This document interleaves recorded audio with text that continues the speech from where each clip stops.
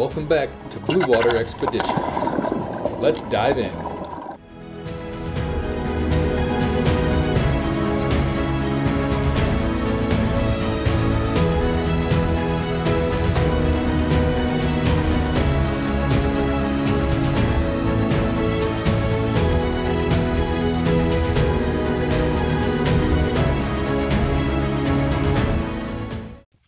This might be one of the strangest dive site names I have ever heard.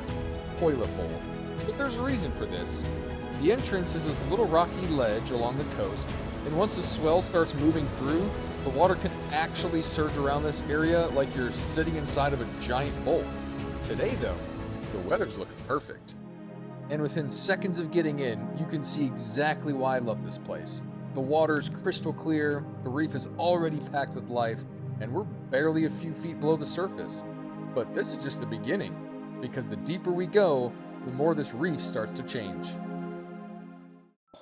And almost immediately, we found our first little family of the dive. These clownfish were tucked away into their anemone, completely unfazed by us swimming past. I could have sat there and watched them all day, but there was still an entire reef waiting for us to explore.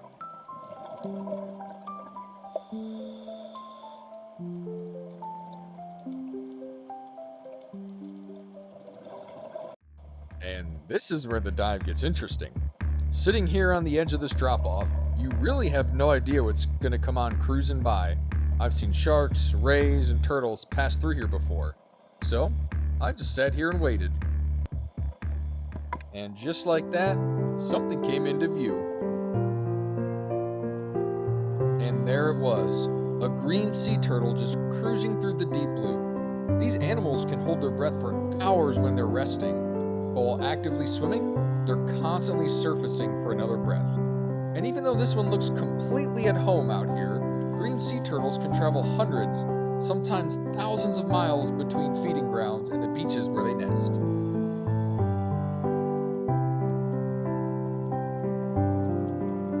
For a few minutes, it was just the two of us, drifting through the blue.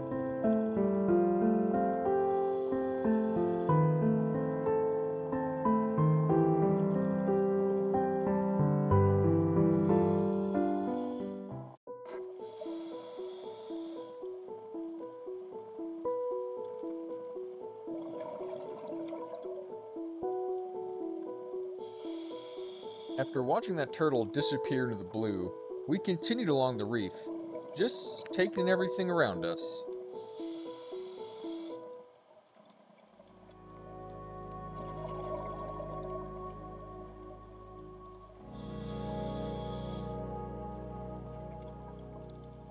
That's probably my favorite thing about diving here. You can come down looking for one specific animal and end up completely distracted by everything else.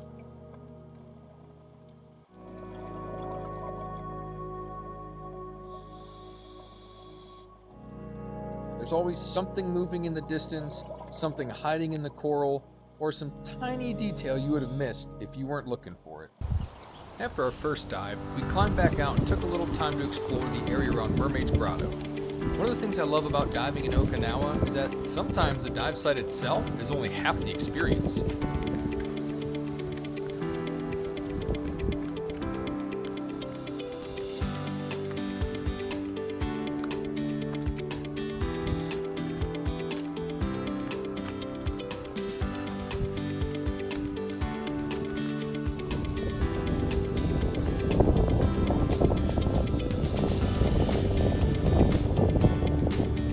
From up here, it almost doesn't look like much, just another stretch of rocky coastline. But underneath that surface is an entirely different world, and after what we'd already seen on the first dive, I was pretty excited to get back in.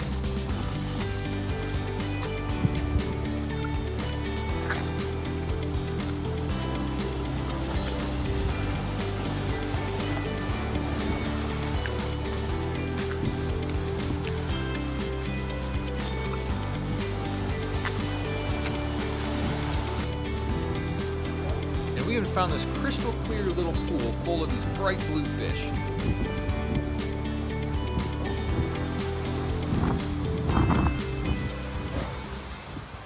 Back underwater, it didn't take long to find something small enough to miss completely if you're not paying attention. This tiny little guy was slowly making its way across the reef, and somehow, these little creatures always managed to make the reef feel even more alive.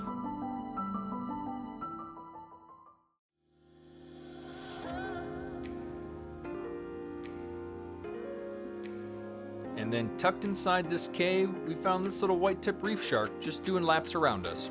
White tips are surprisingly comfortable in tight spaces like this, often resting in caves and overhangs during the day. But watching this one circle around, I couldn't help wondering where it was headed.